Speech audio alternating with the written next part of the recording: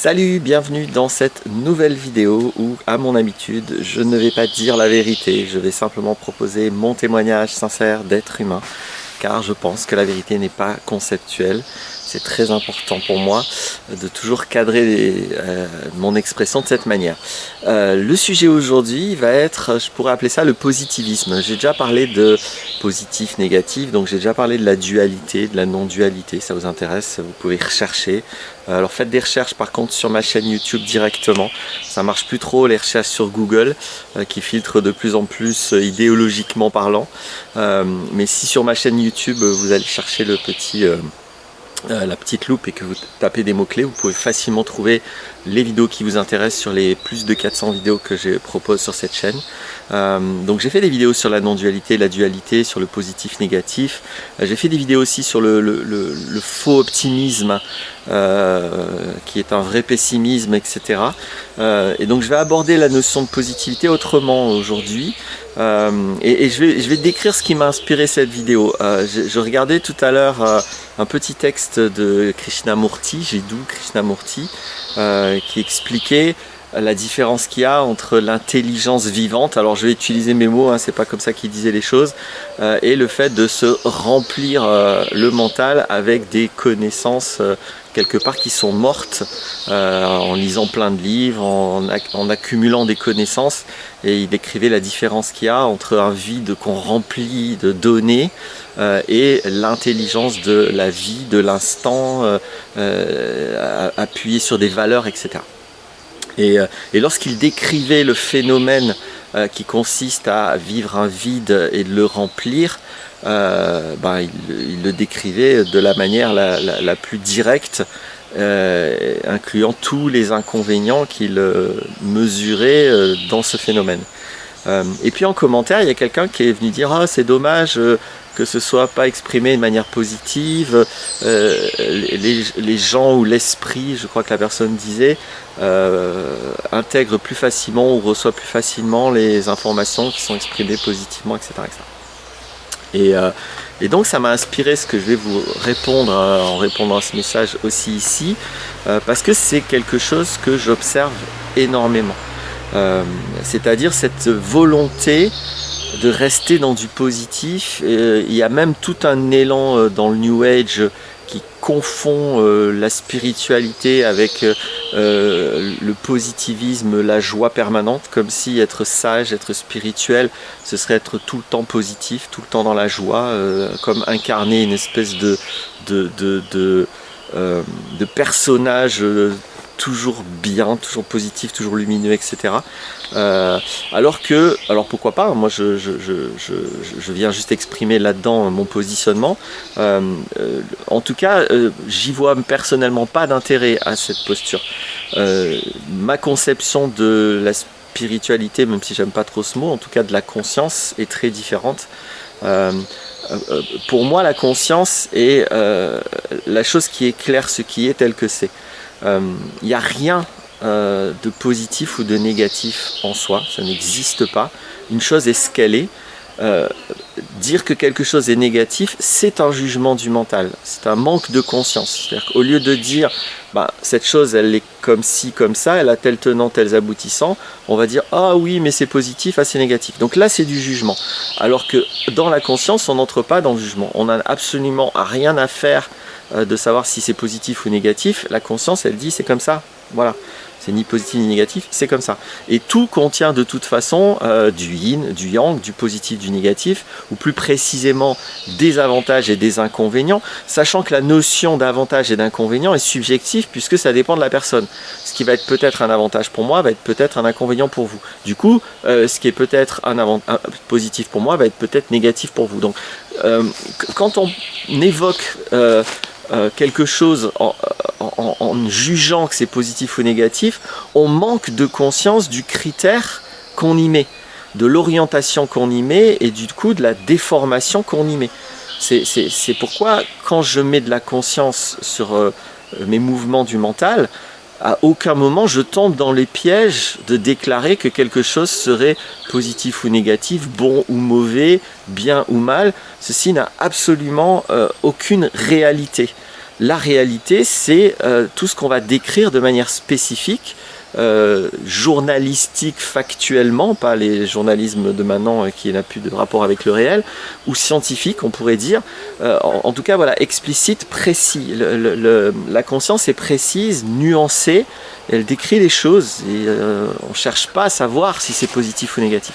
Donc ça c'est la première chose que je voulais rappeler, j'en ai déjà parlé dans les vidéos sur la dualité, sur la non-dualité, et c'est important de le rappeler ça pour que je puisse dire la suite. Et surtout, j'invite à regarder le phénomène psychologique qui nous fait aller vers ces jugements.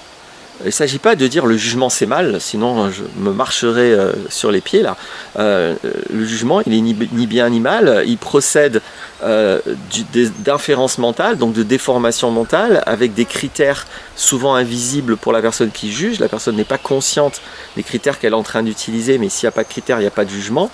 Et s'il n'y a pas si vous voulez être hors du jugement, ben vous n'utilisez pas des critères. Si vous ne cherchez pas à vous orienter ou à vous positionner, vous cherchez à recevoir les choses telles qu'elles sont, le réel tel qu'il est.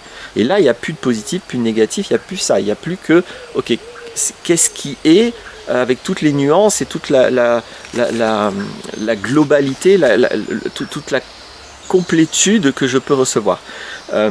Et quand je ne suis pas intéressé par ce phénomène d'accueillir le réel, ben là je vais rentrer, c'est ça le phénomène psychologique dont je voulais parler, dans ce que je pourrais appeler le positivisme, qui est souvent en fait une fuite.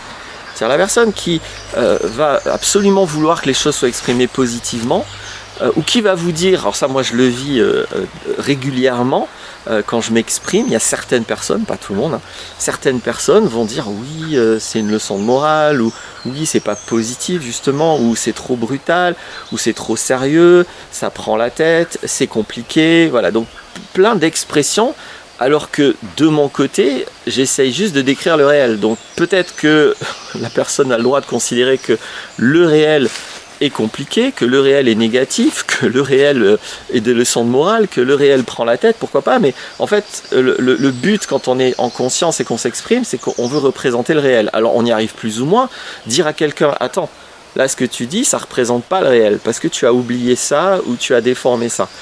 Là, je trouve ça pertinent, là on est dans la dialectique. Maintenant dire à quelqu'un, tu me prends la tête, tu donnes des leçons de morale, c'est trop ceci, c'est trop cela, c'est pas assez positif, c'est trop négatif, bah, là on juge l'autre et ce phénomène cherche à faire taire l'autre. C'est-à-dire que regardez-le, hein, ne m'écoutez pas, enfin ne me croyez pas en tout cas, et regardez ce phénomène quand vous le manifestez, à l'instant où vous trouvez une excuse pour ne pas recevoir soit le réel, soit là on parle plutôt de l'expression de quelqu'un, bah, soyez au moins conscient de ce que vous êtes en train de faire. Vous êtes en général en train de fuir, vous êtes en train d'essayer de faire taire l'autre, parce que ce qu'il est en train de dire, le rapport avec le réel qu'il essaye de vous proposer, bah, vous met en émotion simplement, dérange votre ego, et du coup vous trouvez, au lieu de dire ah non là ce que tu dis ça me fait peur, ou ce que tu dis ça me dérange, ou ce que tu dis ça me ramène à mon identité virtuelle, etc., ce qui serait la réalité que vous êtes en train de vivre, en général on ne va pas dire ça, en général on va juger l'autre et essayer de mettre quelque chose justement de négatif sur l'autre pour que l'autre se taise, soit par culpabilité, soit parce qu'il est dénigré et affaibli par votre jugement, soit de sa personne, soit de ce qu'il est en train de raconter. Donc c'est un phénomène qui est un jeu de pouvoir qui tente à arrêter d'écouter, à arrêter de recevoir le réel. Parce que j'insiste, je ne dis pas que l'autre décrit forcément le réel, hein, l'autre peut dire aussi des conneries, hein, si c'est le cas, vous serez capable de dire ah, attends, et là on va rentrer dans l'échange, dans la communication, je ne suis pas d'accord avec toi, moi, il me semble que dans le réel, il y a aussi ça, ça, ça, ou alors là, il me semble que tu déformes le réel pour telle raison, moi je vois plutôt les choses comme ça. Et ça, c'est la discussion où on reçoit l'autre et on émet, on reçoit, on émet, on est yin-yang. Mais tout processus dans l'échange avec l'autre qui n'est pas ça, du coup, ou plutôt, là je suis peut-être pas assez précis, tout processus qui va tenter à juger la parole ou l'autre est un processus de fuite. Alors on a le droit de le faire aussi, hein, je dis pas que c'est mal de fuir, attention, ne me faites pas entrer dans des choses positives, négatives, dans du jugement. C'est juste, je dis c'est une fuite. Je dis pas c'est pas bien, je dis pas il faut pas le faire, je dis pas c'est négatif. Je dis c'est une fuite parce que c'est ce que c'est. Regardez-le, ne me croyez pas encore une fois. Et donc c'est important d'avoir conscience de ce phénomène parce que du coup le fameux positivisme n'est que une réactivité de l'ego qui n'est pas capable d'être face à quelque chose. Et au lieu de le dire et de l'assumer, en plus, elle va chercher à faire taire la chose, à se voiler la face, à pas regarder, à repousser la conversation. Des fois, c'est un peu plus clair. Des fois, les gens vont me dire non, j'ai pas envie de parler de ça maintenant. Ça, c'est plus intègre. C'est plus honnête, ça c'est la réalité. Là maintenant j'ai pas envie d'en parler. On ne dit pas pourquoi on n'a pas envie d'en parler, mais au moins on ne dit pas tu es trop ceci, trop cela, arrête de me prendre la tête, tu donnes des leçons de morale, ou tu es trop sérieux, ou tu es trop négatif, blablabla. Non, on dit j'ai pas envie d'en parler avec toi, et on a le droit. On a tout à fait le droit de ne pas avoir envie de parler de quelque chose. Je ne suis pas en train de dire qu'il faut toujours recevoir le réel.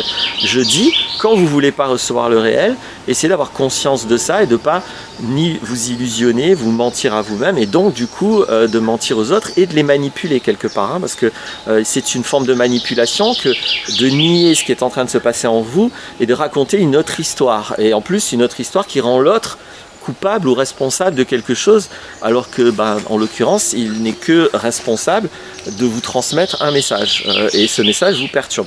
Donc, c'est surtout ça que je voulais dire. J'espère que c'est clair. Je vous invite encore une fois à le regarder, ce phénomène.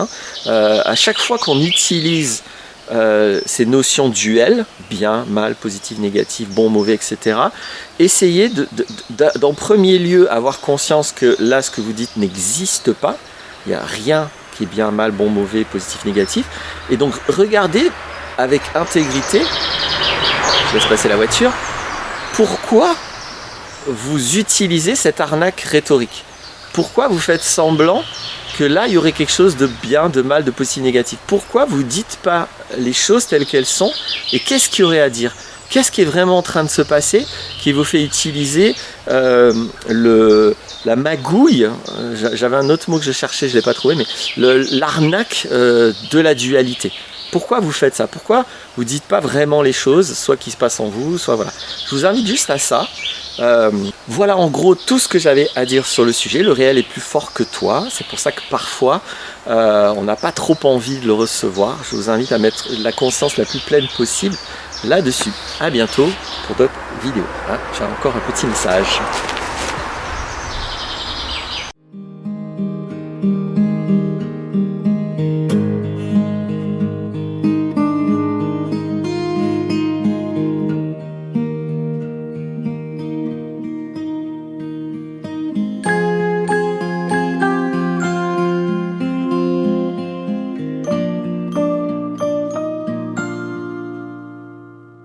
Lean back and swallow the key to your heart.